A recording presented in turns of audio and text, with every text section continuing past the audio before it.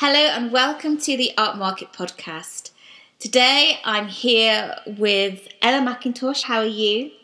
Hello, I'm fine, thank you. And for the listeners, can you tell us a little bit about your business and what you do? Well, I'm called This is Pewter by Ella McIntosh, which is myself. And basically I design and handcraft pewter homewares, tablewares, things like vases, candlesticks, egg cups, salad servers, a whole manner of functional items to use in your day-to-day life or around the home. And I love pewter. I'm pretty pewter-centric, so everything's based on pewter, and that's me. For the listeners, can you just explain what pewter is, just in case people don't know? Yeah, it's a metal consisting of tin and copper, which is a technical side, but basically it looks a bit like silver when it's highly polished, but it's really like a low maintenance metal. It's great to have around the home, could be used with food, etc. A lot of people remember the old pewter, which is really dark and black, but the modern pewter doesn't go like that anymore, so it's great to have around the home, and we all love pewter.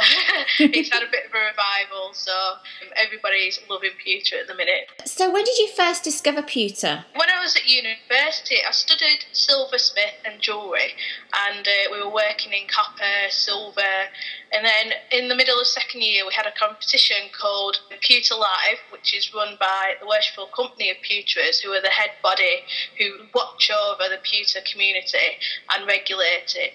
And they did a competition, and I put in an entry as part of the course at uni, and I won the competition and also the category Best in Show and Best in Hardware. And from there, I fell in love with the material, really. It was a bit of a wow, I loved it, and decided to specialise in it for my degree. And is it easy to work and to kind of create your products with? At first, I found it very hard going from the transition to pewter from silver, but over the years, I've been going 3 years now, I've got used to it a lot more, and I find it, I love working with it. I find it really enjoyable. It's a lot more immediate than silver, so I use my hands a lot rather than lots and lots of tools, which I really like because I can see something before me, before my eyes, without having to take time to work tools and things like that. I use my hands a lot, which I love. Using pewter. It's very tactile then. Yes, that's the word. So whereabouts are you based? I've recently moved to the Manchester Craft and Design Centre. I was based in Clitheroe, but I'm now in the Manchester Craft and Design Centre, a little studio upstairs. So I've been open about a month and a half, and people can come in and see me working, which is really nice because I've never had that before. I've never had an open studio. So I'm really getting used to people coming in, asking me questions about what I'm doing, what I'm making, what my tools are, things like that, what the processes are.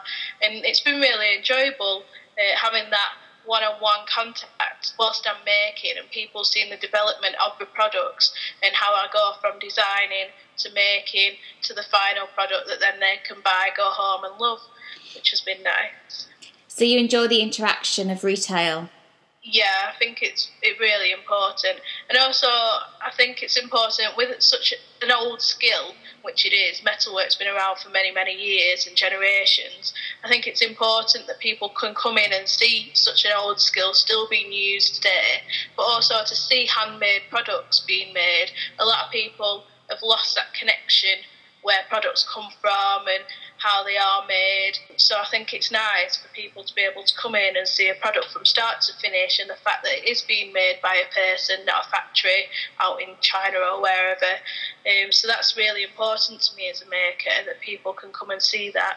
So it's about the education of what you do and how you do it. Yeah, definitely. Do you do workshops then? Not at the minute, but hopefully it is something that I will be looking to do after Christmas in 2013. Being at the centre, they really encourage workshops and things like that, so I will be looking to do that in the next year or so. Yeah, because I could see you doing things with schools as well. Yeah, it's a skill that people of all ages can use. So I think a lot of people remember doing a little bit of pewter work in DT at school. The children start picking up on design skills and making skills and things like that. So I'd like to be able to go into working with younger people or teenagers and just show them that you can have a career out of something you love as well, and out of making, which a lot of people don't realise that you can do. They think it's either a hobby or nothing. So that's important to me as well. Yeah, I can see you being really good at that, and really kind of inspiring people. So who inspired you as you were developing? I guess I was inspired by, well, more on a personal, close basis. I was inspired a lot by my granddad, my granddad's family did have a blacksmith generations ago, and he always told me stories as I was growing up about making and things that happened in the smithy and things like that. So that's a really close inspiration.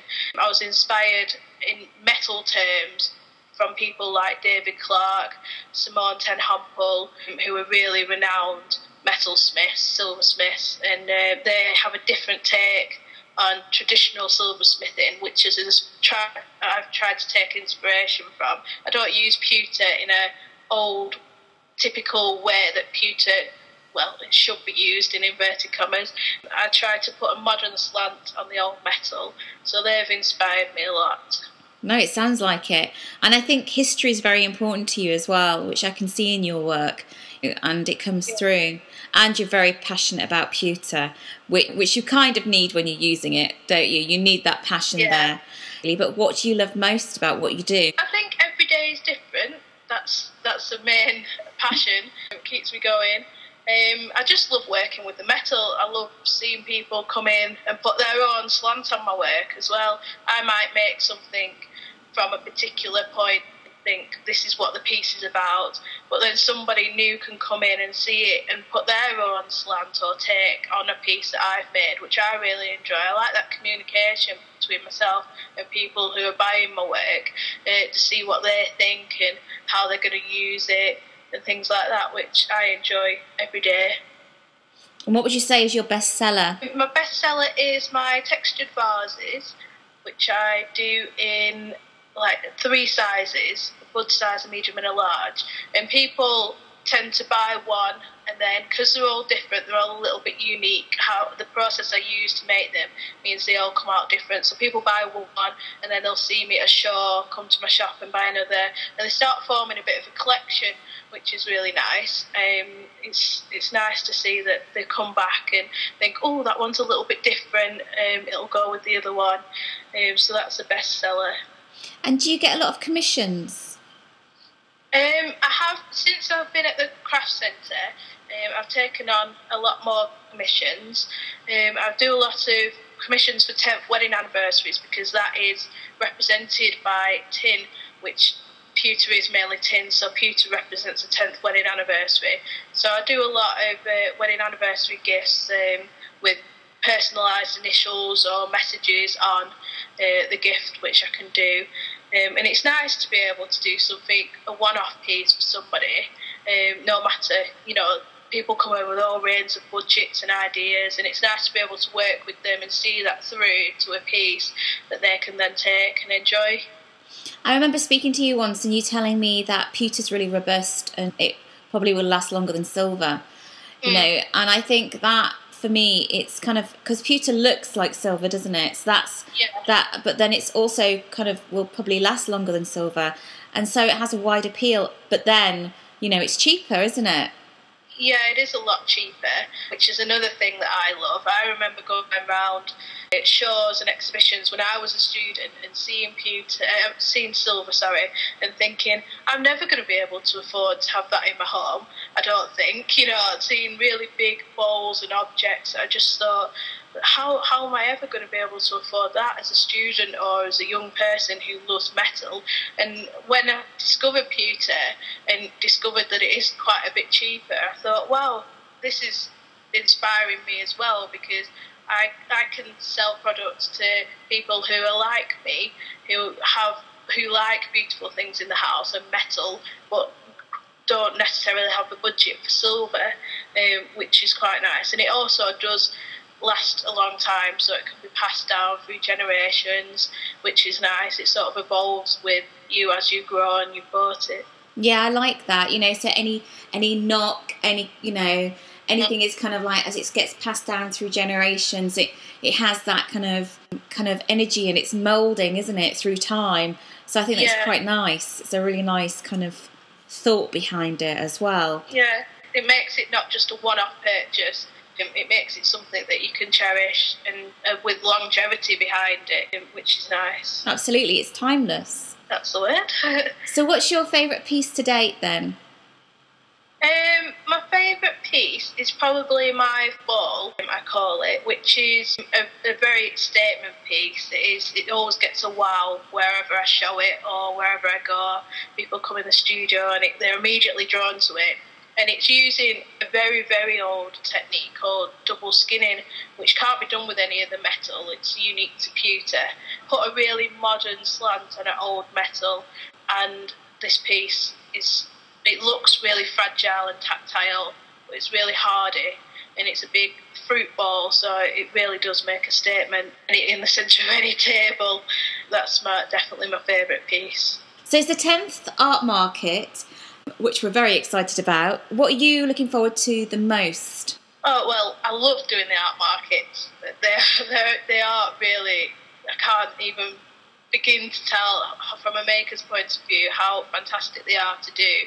Just seeing such a high quality of work. There's always new people there, which is great. And I just love being part of the art markets, but I'm looking forward to seeing what's new. I usually do a lot of Christmas shopping there myself, which is nice. Also, like this year, I'm bringing a limited edition piece to the art markets, which is a collaboration between myself and a jeweller, Kate Wimbush, who does resin and enamels. So I decided to go and take the 10th anniversary to try and inspire me and just bring something special to this time. So I'm looking forward to seeing how that goes and how people respond to the collaboration between me and Kate. And how far are you into this collaboration right now? Are you panicking or are you nearly there? We've done the trials and it's looking good, so yeah. I think we're getting there. It's been quite a good process. I've never worked with anybody before outside, either in Pewter or outside Pewter, and she works primarily in silver with colour, and I don't use a lot of colour either, so it's been really good to be able to push the boundaries a little bit, just put some colour in Pewter and see how that works. And it's been really interesting actually, and hopefully it's opened more doors and it's given me quite a few ideas for the future, which will be really good. I think the art market's really good in the sense that you get to meet loads of different artists, and collaborations come from that. It's brilliant, and I think it's great that you two are working together for this show. I think it's absolutely brilliant. I'm so excited to see what you're going to produce and what it is and how it looks and everything. It's just, and well done for both of you for being kind of inventive and thinking, yeah, we should do something for this. I think it's absolutely fantastic. Thank you. No, I think you're right. I mean, I've made friends at the art market through other makers, and we're always sort of bouncing around ideas. And I mean, as a maker, you can get pretty stuck, isolated. So it's nice to be in an area for a day or this time of day and a bit to bounce around ideas and think, oh wow, we could do something really great together. I mean, even if it is a one-off piece or a limited edition, it's still getting together, and from that it sparks new ideas, which the art market's about as well. Bringing new ideas, definitely, things like that. Definitely, and I think that's a true testament to the organisers, Victoria, Brendan, and Emily, who are artists themselves, and you know they're constantly working in the industry and being inspired and being creative, and I think they endorse this, and also they want artists to collaborate. They want to create this community, or they have created this community, and the fact that this is their 10th art market just shows that, you know, it's growing from strength to strength, and everybody is getting out of it what they want and need to get out of it. And also, when we kind of look at how well people do, the majority of people do really, really well at the art markets, which is great. And thank you to all the people out there who come and visit the art markets and spend their money, because I'm one of them actually. I spend quite a lot of money at the art markets, and but I treasure whatever I get, because when you go to the art market and meet the maker, that to me is it. You can't beat that. You cannot beat meeting the maker and talking to them about what they do and how they do it. That's just so inspirational. And I'd rather buy from the maker than anywhere else, to be honest. Looking forward to seeing you at the art market, and thank you so much for being interviewed. Thank you. I'm looking forward to doing it, and I'm definitely looking forward to it being the 10th anniversary, and the fact that it's a longer period of time as well, having the preview on the Saturday night. I think it's just going to make it spectacular, and it's going to be brilliant. So I look forward to that. Definitely. See you there. If you would like to know more about the art markets, go to www.artmarkets.co.uk. We look forward to seeing you there.